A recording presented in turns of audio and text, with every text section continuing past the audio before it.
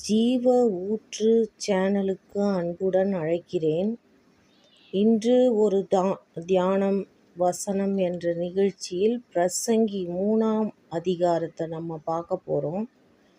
பிரசங்கி 3ஆம் அதிகாரத்தில் 11வது வசனம் பாருங்க. அவர் சகலத்தையும் அதின் தினம் காலத்தில் நேர்த்தியாய் செய்திருக்கிறார், நித்தியத்தையும் அவர்கள் உள்ளத்திலே வைத்திருக்கிறார். ஆதலால் தேவன் ஆதி முதல் அந்த மட்டம் செய்து வரும் கிரியை மனுஷன் கண்டுபிடியான் அப்படின்ட்டு சொல்லப்பட்டிருக்கு. அதாவது நம்மளுக்கு ஒரு விஷயம் நடக்கலை அப்படின்னு சொல்லிட்டு நம்மலாம் ரொம்ப பிரயாசப்படுவோம். அப்படிலாம் இல்லை. தேவன் கர்த்தர் என்னன்னா அதன் தினத்தில் கண்டிப்பாக நம்மளுக்கு அந்த விஷயம் நடக்கும். நடக்க வேண்டிய காலம்னு ஒன்று இருக்குது. அந்த காலத்தில் அவர் நேர்த்தியாய் செய்து வைத்திருக்கிறார். அதன் கிரியைகள் மனுஷன் நம்மளால் கண்டுபிடிக்க முடியாது கர்த்தரோட காரியத்தை. ஆனால் தேவன் நம்மளுக்கு எந்த நேரத்தில் எது கொடுக்கணும்னு அவருக்கு நம்மளுக்கு கண்டிப்பாக கொடுப்பாரு. நீங்கள் மனம் தளரவே கூடாது.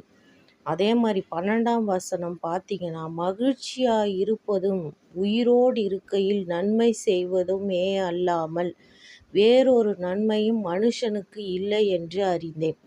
இந்த பிரசங்கி என்ற இதை எழுதினவர் சாலமோன் ராஜா. அவர் எவ்வளோ பெரிய ராஜா, அவரே எழுதியிருக்கார் பாருங்க. மகிழ்ச்சியாய் இருப்பதும் உயிரோடு இருக்கையில் நன்மை செய்வதுமே இல்லாமல் வேறொரு நன்மையும் மனுஷனுக்குள் இல்லை என்று அறிந்தேன். நம்மக்கிட்ட பொருள் இருக்கும் போது, நம்ம உயிர் இருக்கும் போதே நன்மை செய்யணும். அந்த நன்மையை தவிர வேறொரு நன்மை இல்லை என்று மனுஷனுக்கு இல்லை என்று அறிந்தேன் என்று எழுதியிருக்கிறார். இது ரெண்டும் இந்த 2 வசனத்தை நீங்கள் பார்த்தீங்கன்னா, நீங்கள் எதை குறித்தும் கவலைப்படாதிருங்கள். கர்த்தர் அதன் வேலையில் நமக்கு செய்ய வேண்டியதை கண்டிப்பாக செய்வார். அது யார் தடுத்தாலும் முடியாது. கர்த்தருடைய பிள்ளைகளை யார் தடுத்தாலும் கர்த்தர் செய்ய நினைத்தது கொஞ்சம் தாமதமாக நடந்தாலும் கண்டிப்பாக நடக்கும்.